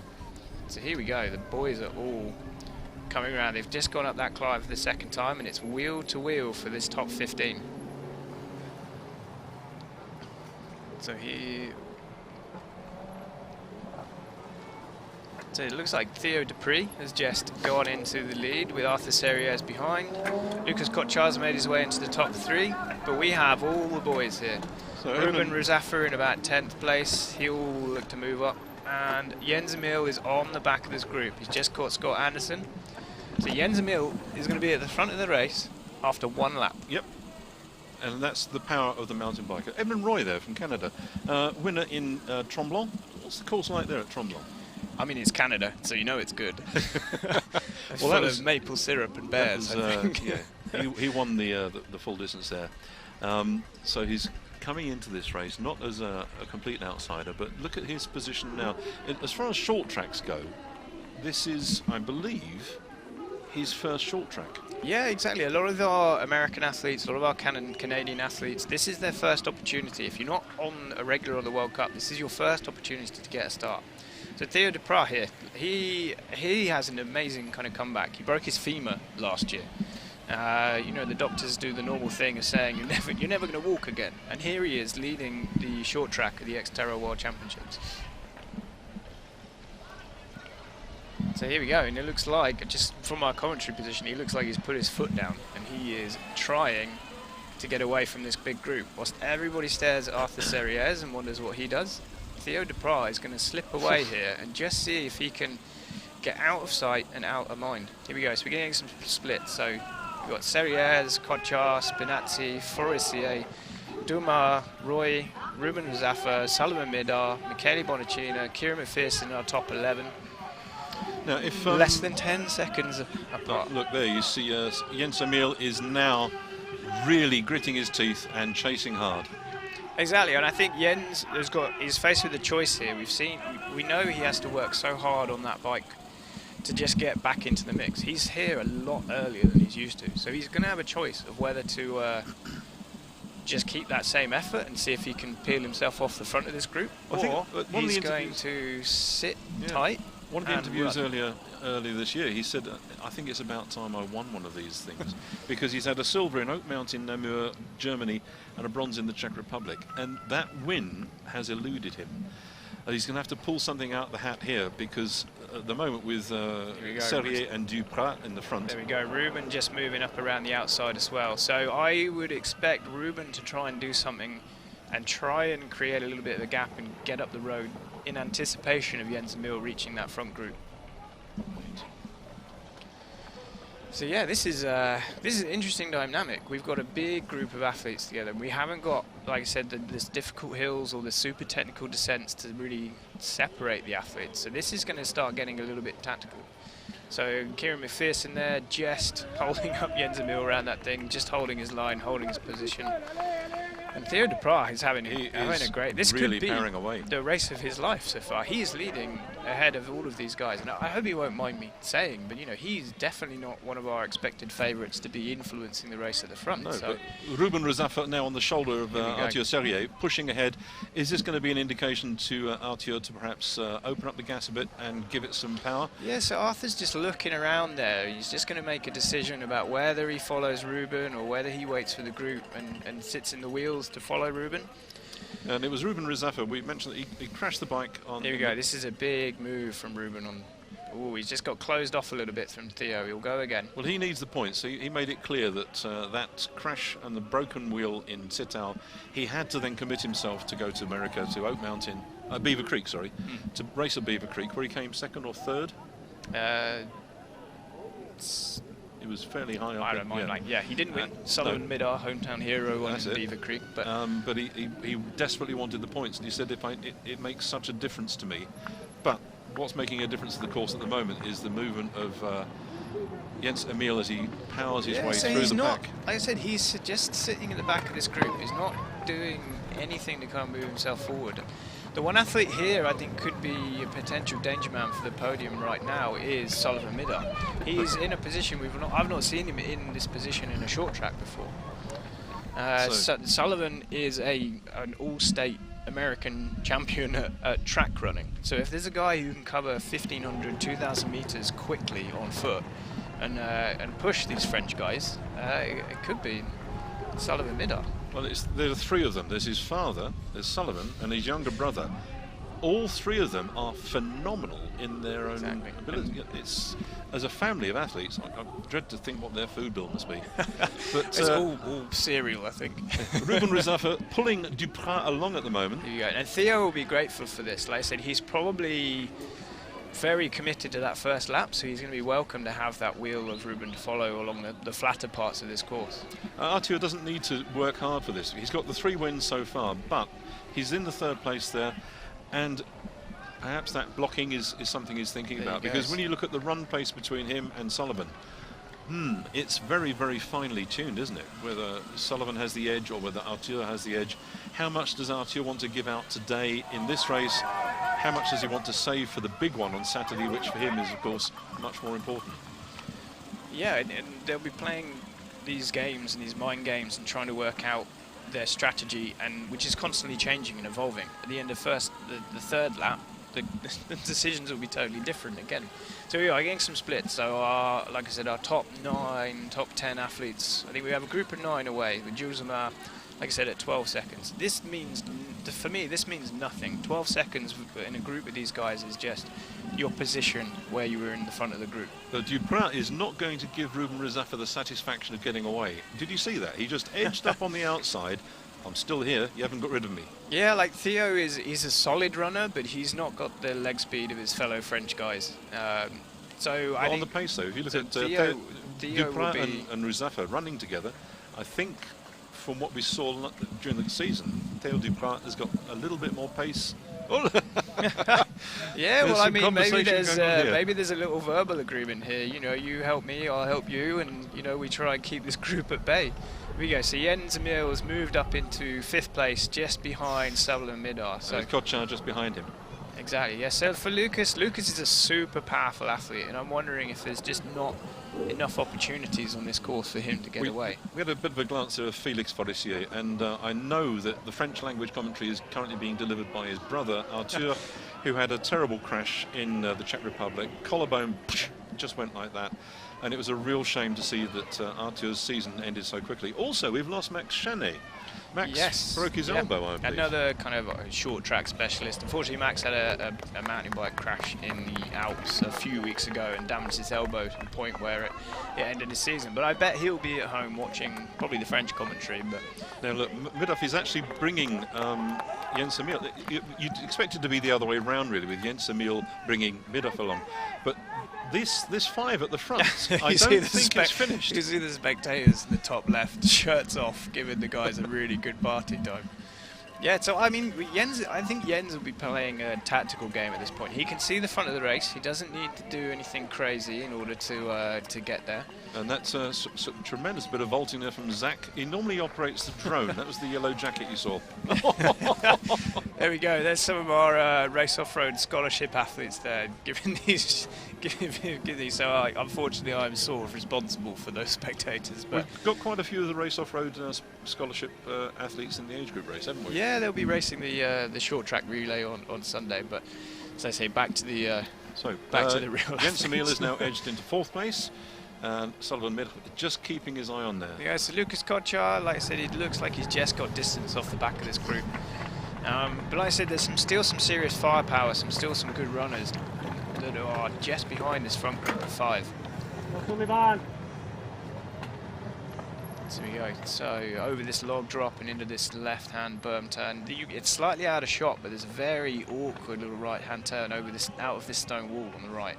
So you just, if you can lose a couple of seconds if you just pause and hesitate to drop into that section. And it's again so very disruptive. There's no, we mentioned this with the women's race. It's full on for the whole 30-something minutes, isn't it? Yeah, exactly. And then, like I said, it's a great shot of Ruben here, really pushing the pace. And another amazing drone shot here of these top 5 tracking each other. Oh, Sullivan looks like the elastic is stretching off the back of there. Serrières looks, I mean, he looks totally in control in this. I'm pretty sure he is racing smart and racing. So Jens Emil now moving up into 2nd place. And that's no surprise. He took his time. He chose that position. That's probably why he was holding back. He's read the course. He knew exactly where he was going to attack. No point in trying to push it. In fact, that was a wonderful piece of reading, I thought. Yeah, Jens has often been, like, he's been so desperate to get to the front that he'll do overtakes, which in his eyes are fair game, but in other athletes there may be, a little bit aggressive. The rules, according to Jens Emil, is my gap is as wide as my handlebars, and that's a mountain biking. Yeah, and if you leave him space, he will take it. But then you do risk a little bit of crashing. You do risk that extra stress. So I'm thinking he's maybe just playing it nice. I'm hoping we might see a little bit of fireworks here when Ruben looks around and realises the 2nd strongest biker in the race is also here. And those two can drop these. Jens Emil is a vegetarian. We spoke about this in the past and had a chat with him a couple of days ago, and he said this place is absolutely superb. He said the pizzas, you choose exactly what you want. As a vegetarian, he said this is paradise. So you've got the paradise of food, you've got the paradise certainly of biking, and it's the best coffee and gelato around as well. This is what we heard from the age groupers. They came here last year and they thoroughly enjoyed it. Looks like Jens Mill wants to take this race on. Could this be his gold? Could this be his final one? Oh, let's not jinx it. I think every single person in the XTERRA community is just willing Jens Mill to just win one. That's all we need to do. I think if he wins one and unlocks the puzzle that is, you know, an XTERRA race, I think this guy will start raining wins. I think it will just start coming. Well, he's put so much work into his swim to bring him into a better place to fight for a podium position. Once he gets that element, as you said, Doug, with the ability and the level of swimming we're seeing from all of the athletes now, if you don't have that pace, you're going to be suffering. But he's done so much hard work to get that improvement, and it's a lot of work to get a tiny improvement, and he's doing it. But then he's putting himself into such a good position for the bike, which is his element. My goodness, look at that. So I'm just having a little look at the end of bike lap 3 splits, just to pull out a few athletes who and where they are outside of the top 10. So Scott Anderson has come across the line in 10th. Again, as a wild card athlete, he's currently delivering on his promise to do his best. We have Kieran McPherson. He's 5th in the World Cup, but he's down in 14th at the moment. So Sam Osborne sitting in 17th, almost a minute back. He's right next to Bradley Weiss, who's 59 seconds back. Josiah Midar is in 19th. That's the dad. And Jens Roth, our early swim leader, is now back into 22nd place, a minute and 20 off the lead. So Arthur having a quick glance over his shoulder there just to see where the others are. They are comfortably in the lead, so the real battle is between these 5. Exactly. We kind of, the cream rises to the crop pool, and I think we've got, like I said, our leader of the XTERRA World Cup, our long-time leader of the XTERRA World Cup in Jens Emil, currently sitting in 3rd. This will be good for him. Like I said, Felix is not in this group. Like I said, I think Felix is just like dropping into those turns at the top. So this is good news. It's not only for the the points available for the short track, but also for a confidence booster ahead of Saturday's race. And confidence booster at the moment is with Sullivan because he's moved to the front. Yeah, this is like a real coming of age. Like Sullivan, I mean, if your dad is Josiah Midar, you have one of the best mentor and teachers of XTERRA available. And it's a bit of deja vu here. You know, Sullivan is an American trying to work out how to beat French guys. I mean, and that's Josiah did that with trying to beat Nico Lebrun back in the day. And when you're young, like I said, you are incredibly talented, incredibly fast, but you still need to complete your education, if that makes sense. Your education of how to race, how to handle yourself, where to save energy, where to put the energy in. And it looks like Sullivan, potentially his education is done and dusted. This guy is now graduated, and he is a real XTERRA contender. And his younger brother, if you look at the pace that he puts in and the positions he's finishing in, the whole family, there's a lot of potential there for Team America. Oh, you've got Keller Norland in there as well. Make one hell of a team relay, hey? Oh my goodness. It's a shame that we don't have quite that same depth of new blood coming into the American team for the women. Perhaps that's something that Team America would like to go and have a look at. Here we go. So we've just made that left turn. Sullivan will lead these guys into transition, followed by Jens Emil Stoff-Nielsen, Ruben, and just a little bit of a gap opened up to Theo and Arthur. I don't think Arthur will be too worried about that with his foot speed. Now this there's a shoe off there. Doesn't worry. That shouldn't be a penalty because that's not discarded equipment. It just came off, and I would hope seriously that no official considers that to be a penalty. Shoes are on there. One shoe, two shoes. This will be very interesting. Sullivan, this is the first time I think he has led out of an XTERRA race. Oh, I know, an XTERRA World Cup. So the pressure on him must now be phenomenal. He was second off the bike behind Ruben in Beaver Creek at the North American Championships, but this guy can run. Jens Emil chasing him down. Yeah, so Jens has closed that gap very quickly. Very quickly. Go straight. Oh, he's going straight past. Oh, and even nudges Sully out of the way there. So I think that's Arthur in 3rd place there. I recognise the running style. Yeah. You see the two of them in the front now know that they've got one of the most consistently fast-running athletes. Oh, here we go. So struggling Felix with his is shoe. on to the run. So Felix will be, like I said, he will move his way through the field. I think he's got way too much work to do here. Federico Spinazzi there. Again, wildcard number 29 goes in there. Look at the position he's in. He's in a good position now on the short track. So Federico's he's obviously ranked fairly low.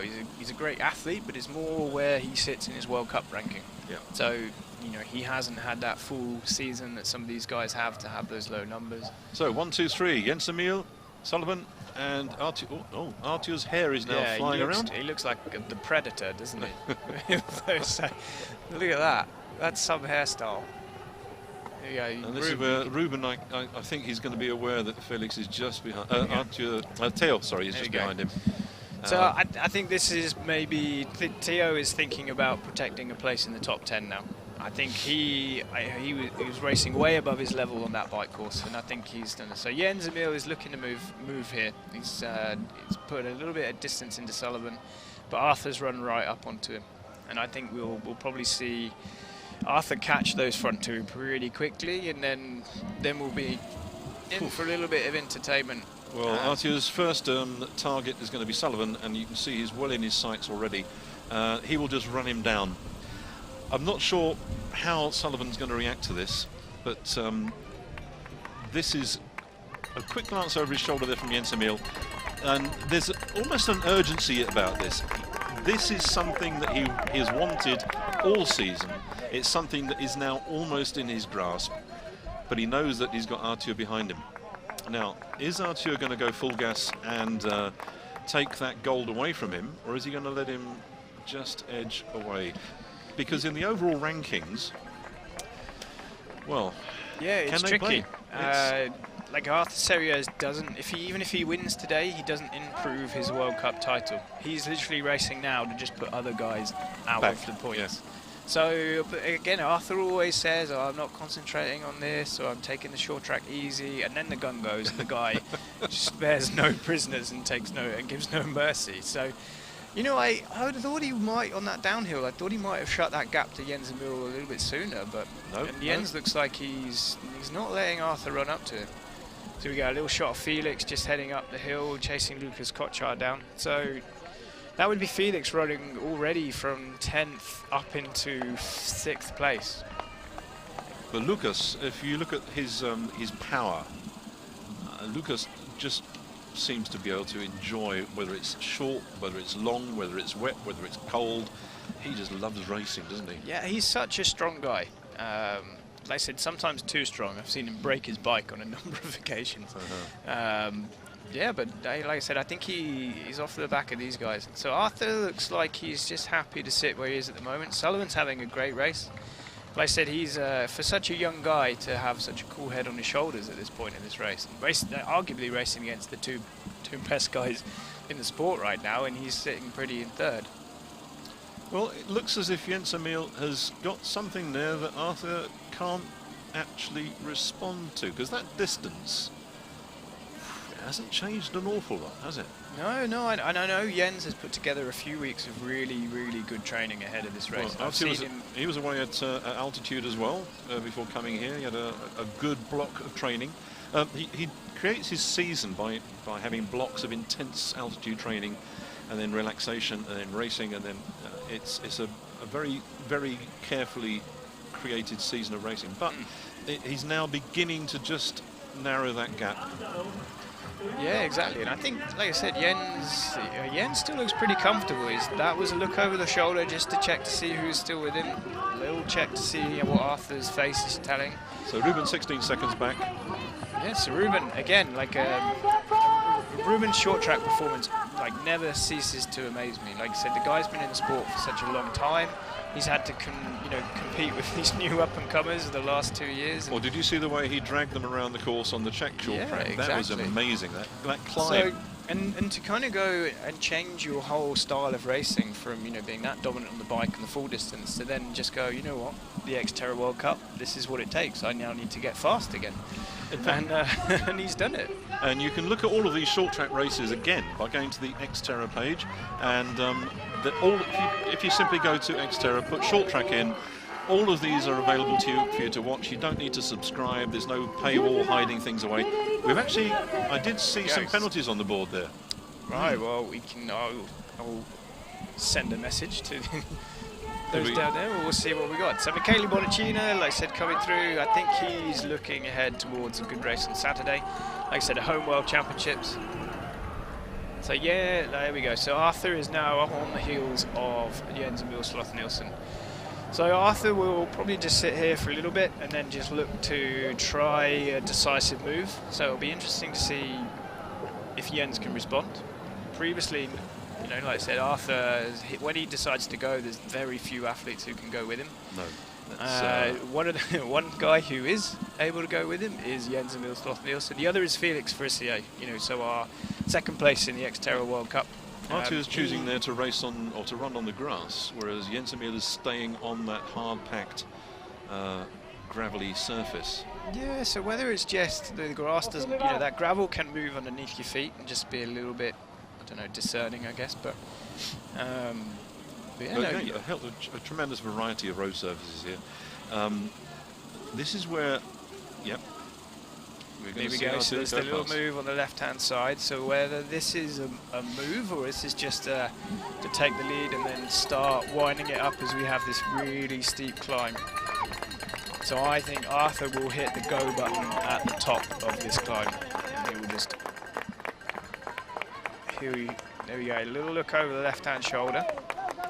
And he's just put his foot down a little bit. So Jens is now going to have to suffer for the next 30 seconds as they go this is where the top coach, of this hill.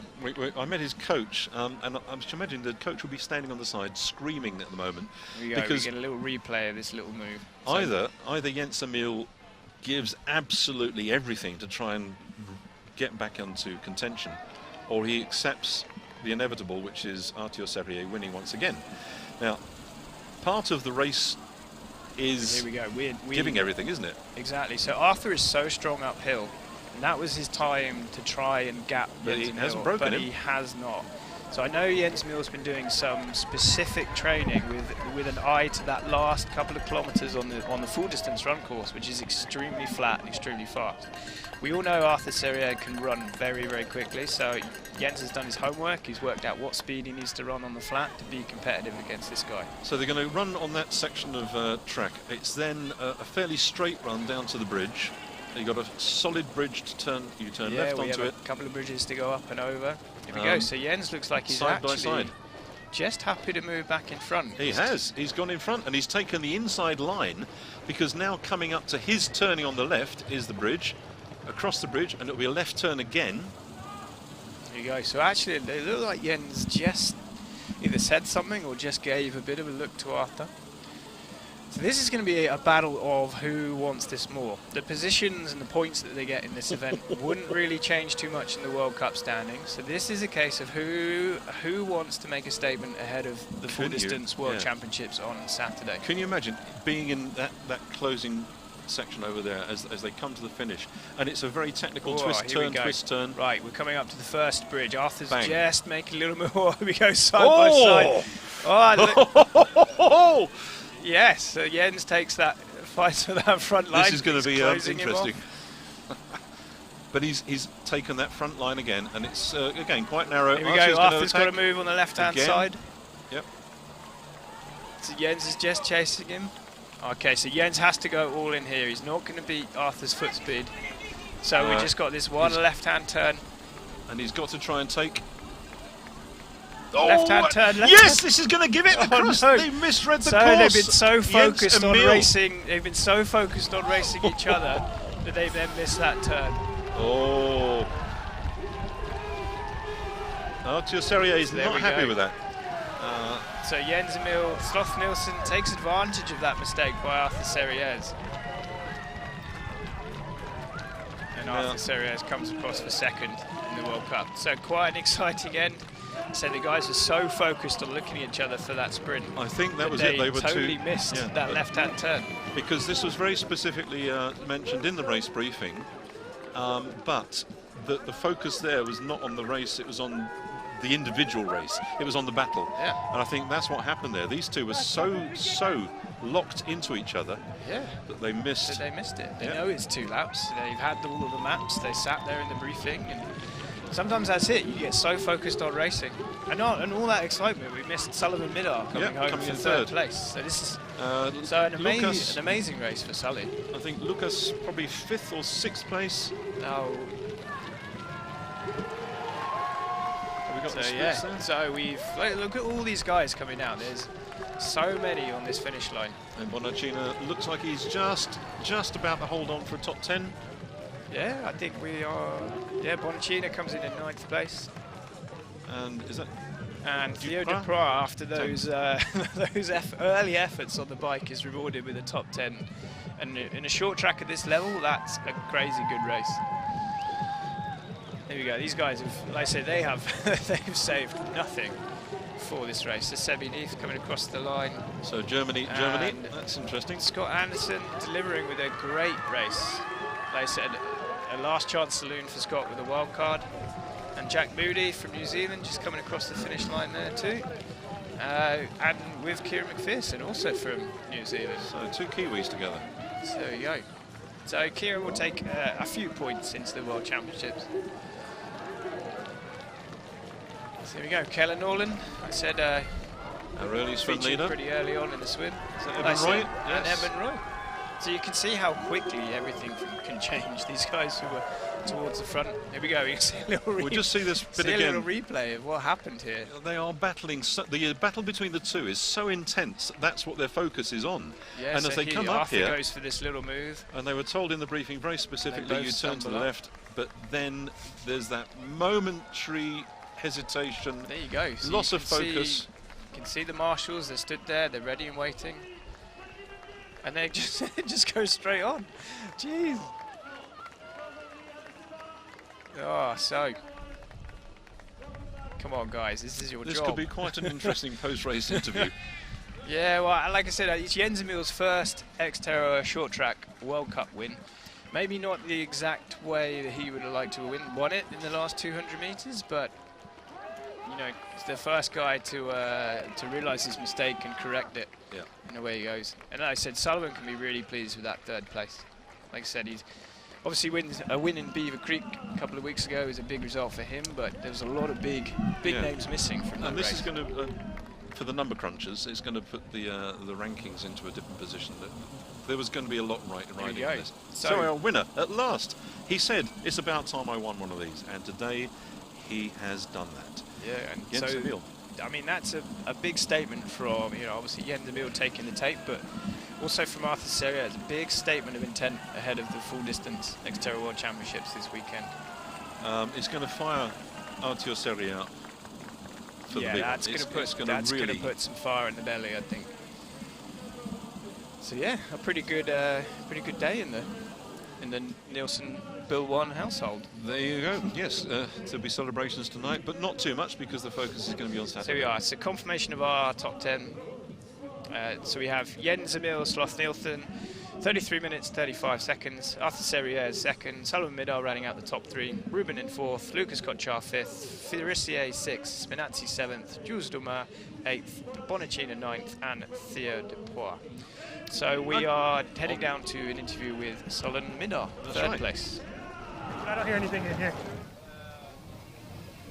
Sullivan Midal, you got podium after a really hard-fought race. How did it go? Tell us about the race. Yeah, I had a really awesome swim and was kind of right in the mix of the big pack right off the bat, and just started moving my way up and until the run where I fell back a few spots, but it was still a strong finish, I think. Yeah. You must be happy. I saw you go up the mountain, the little hill, powering through. You were kind of in the middle of the pack. When did you kind of break away? On the last lap, I decided to go to the front. I wanted to go into T2 first. Kind of get a gap if I could, and I did, but just didn't hold on the run. Yeah. You're going to take this momentum into Saturday? Yeah, for sure. I feel very good. I feel like I'm in very good shape. So yeah, definitely. Is there anything you want to say to your dad now that you've beat him a couple times in a row? No, I think that we're fine there, but yeah. Awesome. So good race. Thank you. Appreciate it.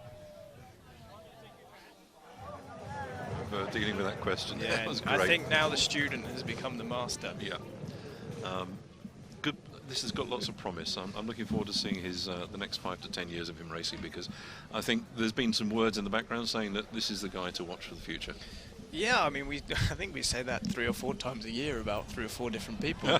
The nice thing about our sport is that it's so unpredictable, and anything can change and anything can happen, and it's often the breakthrough result is so far out of an athlete's own control that you have to have a perfect day when everything goes right to have that win or that podium position that gives you the confidence to go, hey, I can do this on a regular basis. And it's also a very positive thing to have an American athlete in the top 3, because if you look at the top 10, there's 4 French athletes there. The French have dominated this,